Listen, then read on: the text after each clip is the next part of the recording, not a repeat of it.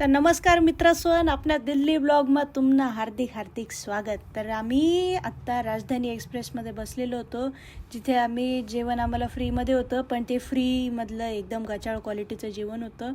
आम्हाला पोहोचायला आम्ही संध्याकाळी निघालो होतो, त्यामुळे आम्ही दुसऱ्या दिवशी सकाळी पोहोचणार होतो.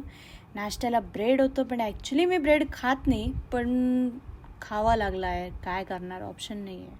बिकॉज त्यामध्ये मैदा असतं, त्यामुळे मी जास्त खात नाही, पण ठीक आहे चलो. आणि ट्रेनमध्ये प्रवास करताना ॲज युजल काही ना काहीतरी अँटिक पीस तर भेटूनच जातात, तर त्यांच्याशी पण भेट झाली होती.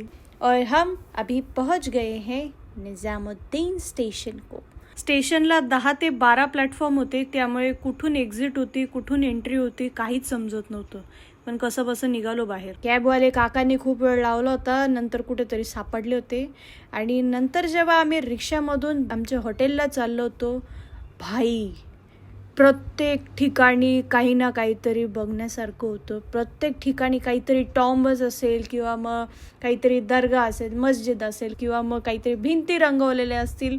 सगळ्या गोष्टी होत्या. मस्त होतं यार दिल्ली. आणि पूर्ण अर्ध्या दिवसाच्या प्रवासाने आम्ही मस्त आमच्या हॉटेलमध्ये आराम करायला आलो. मस्त एक हॉटेल बुक केलेलं आहे आणि आता आम्ही थोड्या वेळात फिरायला चाललोय. इतकं सारं सजून धरून, कारण आता मला तयारी करायची आहे एकदम मस्त.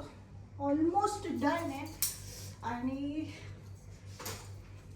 आता I am almost ready. Actually पाहायला गेलं ना तर मी आता खूप जास्त एक्सायटेड आहे, कारण दिल्लीमध्ये मला ॲक्च्युली फिरायला यायचंच होतं कधी ना कधी. इथल्या भरपूर साऱ्या गोष्टी आहेत ज्या मला ट्राय करायच्या आहे, जसं की दिल्लीचा लाल किल्ला बघायचा आहे मला, चांदनी चौकला शॉपिंग करायची आहे, अजून भरपूर सारे मार्केट्स आहे आणि अजून भरपूर सगळ्या प्लेसेस आहेत जे सगळे मला बघायचे आहे आता. आणि ते पण मी तुम्हाला दाखवणार आहे. आणि ते जागा आहेत, त्याची माहिती काय, ते कोणी बनवलं, कसं बनवलं, काय बनवलं, ते सगळं मी तुम्हाला सांगणार आहे व्हिडिओला. आता आपण सुरुवात करूया. सो आम्ही आता आलोय आमच्या पहिल्या लोकेशनला, जो की पुराणा किल्ला आहे. आमच्या हॉटेलच्या जवळच होता तो.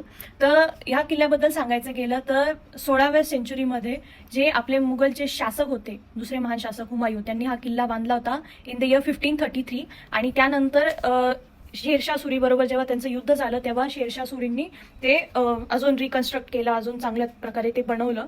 आणि किल्ल्यामध्ये एंटर करतानाच पहिला दरवाजा लागतो, जो की आहे बडा दरवाजा.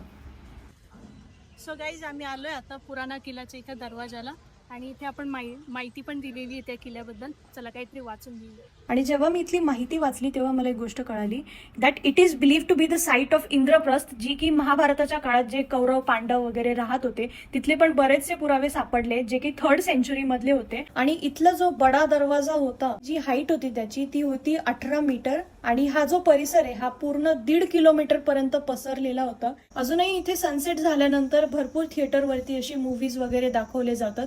ज्यांनी पण इथे राज्य केलं त्या प्रत्येकाबद्दल इन्फॉर्मेशन देणारा सुद्धा एक मूवी इथे प्रत्येक सनसेटला दाखवला जातो. पण आम्ही इथे सकाळी आलो होतो, त्यामुळे आम्हाला काही तो मूवी बघता नाही आला. आणि ही जी जागा तुम्हाला व्हिडिओमध्ये दिसते ती आहे किला ए कुन्हा, जी की एक दर्गा आहे.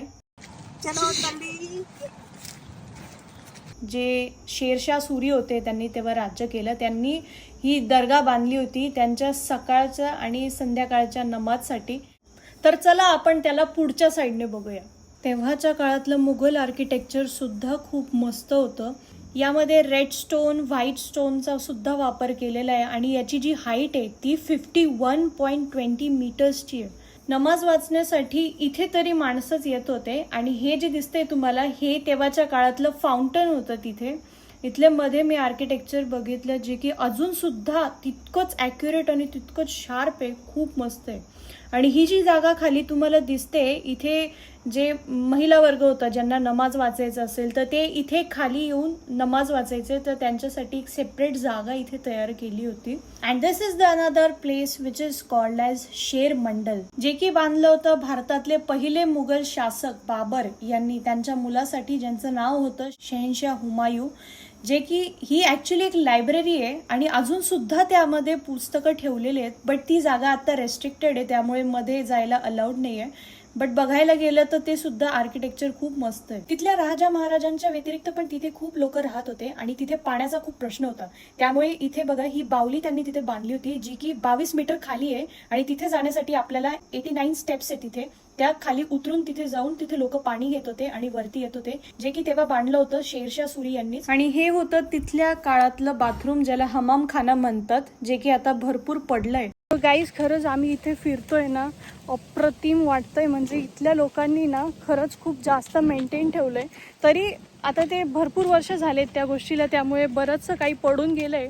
पण मग त्या मानाने जरी इथले आता हे जे दरवाजे, हे बघा तुम्हाला दाखवते मी, हे बघा हे जे दरवाजे वगैरे आहेत हे अजून सुद्धा इतके प्रॉपर आहेत आणि त्याच्या दरवाजांच्या कड्या सुद्धा इतक्या मजबूत आहेत. ते बघून खरंच खूप छान वाटतंय. खूप छान आर्किटेक्चर होतं तेव्हाच्या काळातलं. ऑसम.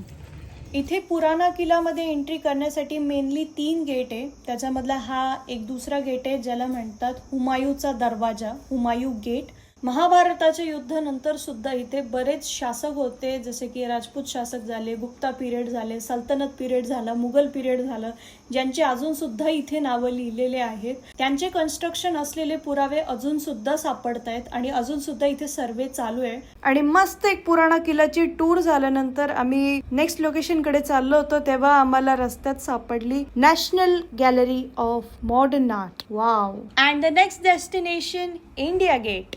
सो गाईज आम्ही आता आलोय इंडिया गेटला आणि आजूबाजूला सगळीकडे गार्डन आहे.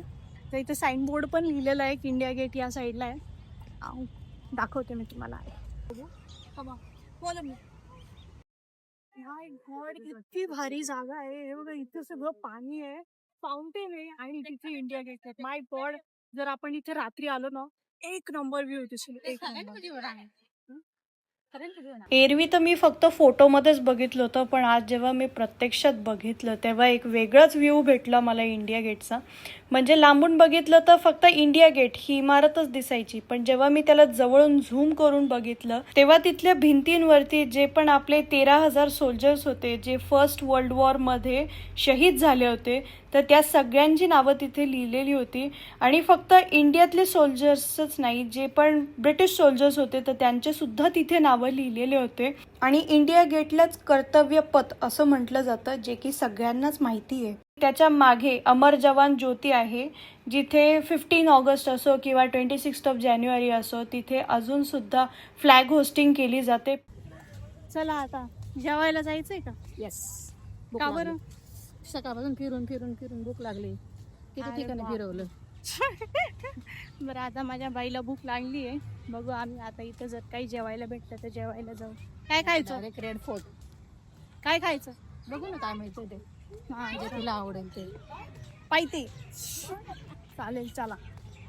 तर मस्त जेवण करून आम्ही निघालो होतो आपल्या नेक्स्ट डेस्टिनेशनला, जे की होतं लाल किल्ला.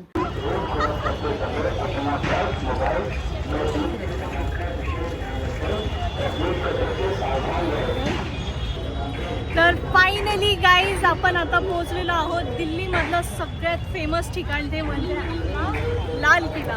जिथे 15 ऑगस्टला असो 26 जानेवारीला असो कायम ध्वजारोहण होत असतं. तर चला अजून जास्त डिटेलमध्ये आपण जाणून घेऊया. फॉलो. इथे खूप जास्त गर्दी आहे, बाहेर ट्रॅफिक पण खूप जास्त आहे आणि आजूबाजूला बघू शकता की मिलिटरीवाले पर्सन सुद्धा आहेत आपल्याला गाईड करायला की कुठे जायचंय, काय जायचंय. काही जर होत असेल तर म्हणजे मिसचिव्हनेस वगैरे, तर मग ते होऊ नये. काही मारामारी होत असेल किंवा काही पण गोष्टी, तर ते आपण सगळ्या त्याच्यासाठी सुरक्षिततेसाठी इथे मिलिटरीच्या गाड्या पण आहेत, दिल्ली पोलीस पण आहेत.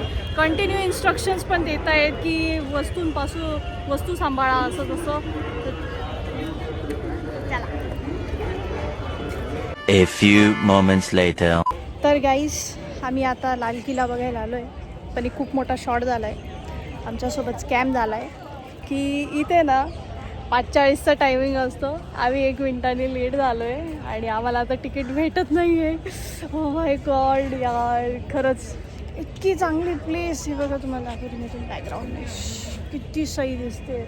आणि 1 मिनिटावरून आम्ही राहून गेलो. बट ठीक आहे, इट्स ओके. पहिले चलेंगे शॉपिंग.